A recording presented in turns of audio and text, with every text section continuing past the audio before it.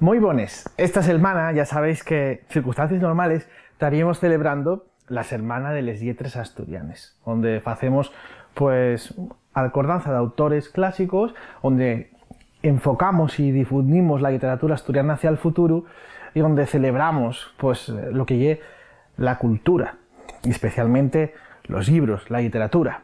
Por eso estoy arrodeado de libros para explicaros la tercera generación del surdimiento, porque sabéis que estos días estuvimos falando de la primera generación y de la segunda generación del surdimiento, este movimiento cultural y literario que a partir de los años 70 camuda de fecho la realidad de la literatura asturiana hasta convertirla en una literatura al altor de cualquier literatura europea. Una literatura que se traduce a otras lingües, que se difunde en el mundo entero y que es conocida fuera de Asturias con algunos autores muy destacados.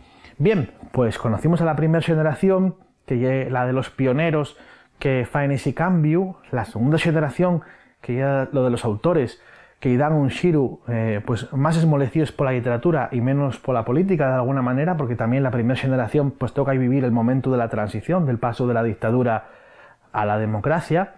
Y ahora voy a falaros de la tercera generación del surdimiento, que llega de los autores nacidos desde finales de los años 70 en adelante, ¿no? En los años 80, inclusive de algunos los años 90. La tercera generación del surdimiento son autores que en algunos casos, o en muchos casos, ya pasen en el sistema educativo, como vosotros y vosotres, por la asignatura de lengua asturiana, y por lo tanto tienen asumida con total normalidad la escritura en un asturiano estándar, y esa ya no es, digamos, una cuestión en la que hay alderiques entre escritores, como sucede en la primera y la segunda generación, sino que ya tienen un modelo, ya tienen también unos referentes en la primera y en la segunda generación, y por lo tanto tenemos autores que viven la literatura en asturiano con una normalidad prácticamente absoluta.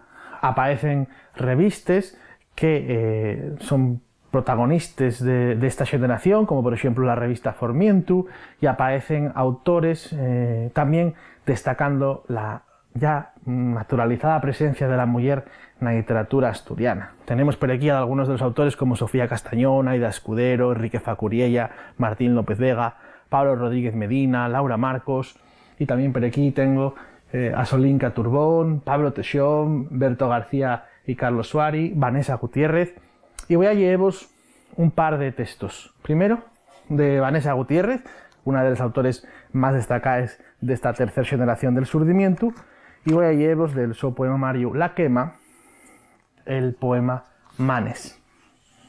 Con manes grandes, de deos ambiciosos, vine al mundo. Quixi buscallos llugar, dallos oficio, pero nun topé materia viva pa posarles huelgues de un escotes tembloroses. Pienso que nun yera virtud, na más destín heriede de otros manes desaparecíes. La conciencia de estos huesos dice que solo abarquen silencio, inmensidad, vacío, inexistente espacio para estos deos apátrides. Bien, esta tiene una demuestra de la literatura de Vanessa Gutiérrez, y voy a llevaros también un relatín de Laura Marcos, otra de los autores que más destacan esta generación y que destaca más en este caso en el ámbito de la narrativa. Del su libro Cuentos de Seritar voy a llevaros Cleo en Cerveré. La brillante corte austriacu quedaba ahí penriba les rodillas, y el cacho de piel que los calcetos y deixaban al aire estaba ya amoratau. A nadie se le ocurrió pensar que deben ser más conveniente unos pantalones, pero tampoco el hermanín, de pantalón curtio a recostines del pa, iba mucho mejor equipado pa'l monte. Sabíase que la evacuación ya era inminente, pero en el piso aquel, que nunca llegó a ser casa para ellos, nada más tenían la ropa del baúl que pudieron sacar de Madrid, reflejo de la su vida de familia bien en un tiempo que Paloli, a los 8 años, se esmucía junto al recuerdo del sabor del chocolate o de las voces de los mayores, o, a lo último, en buscar papeles que sacar escondidos. Ahora, cuando pensaba en Madrid, la mirada vacía de la mujer tirada en la boca del metro tapecía todos los otros alcordances. Agachóse, haciendo que amarraba los zapatos, nada más por sentir un poco del calor del cuerpo, unes piernuques tarecíes, aguantando la muñeca que llevaba de la mano embaixo el brazo. El padre volvióse al deixar d'oyer pisaes sobre la nieve. La niña mirólo con ganas de llorar, pero sabía que ya era inútil. Enseguida dio a tapecer, y cuando se achucaran los tres embaixo el abrigo militar, ya sentiría el calor de les llàrimes, en sin que el aire les convirtiera en un reguero de xelu, areando-y la cara. Levantóse y allegóse al pa, que la abrazó frotando y los brazos para dar un poco de calor. Nunca pensó que fuera a ser todo tan duro, tan difícil, ni que fuera a ver a los sos fíos pasando frío y fame. No quería eso pa naide. Por eso luchara y seguiría luchando en Francia, pero en el fondo siempre esperara un trato distinto. Sí que así, como dijo el general, suerte tienes, que los puedes llevar contigo. Cuando se dio cuenta, la cría volviera a quedar varios metros para atrás. Dio la vuelta y vio el bafo contra la lluz que morría en aquel día de marzo y la muñeca sentada en la nieve, amontonado a la ver la carretera. «¿Qué faes, Loli, fía? Vas deixar aquí solina la pobre creo?» La niña mirólo otra vez engrifada, calculando si pegaba la pena llevar a la muñeca en unos brazos que ya no podían más. Non foi la única vez en ese trance. El camín de la derrota estaba astrau de mantes, potes, prendes de ropa, cachinos de vides menos afortunaes.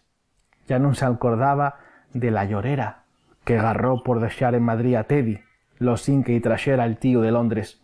Nada más una cosa, vida. Lo que más quieras para que la puedas tener siempre contigo, díxera Isoma. Al otro llau vía que los güeyos del pa la premiaben. Casi parecía que iba a ser él quien llorara si la dejaba allí.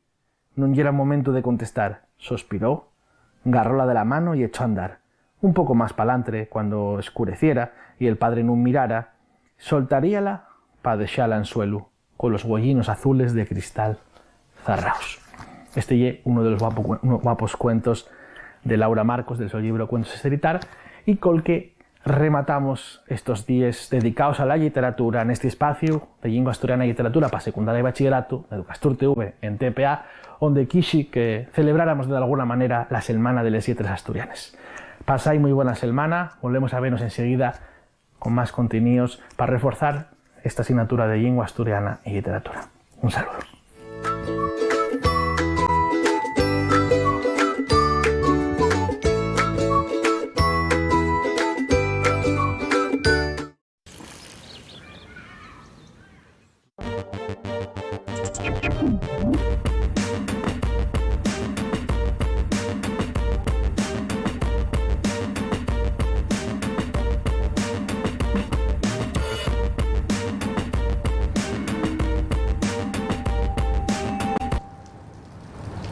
Chiscar, mollar con gotes que salten.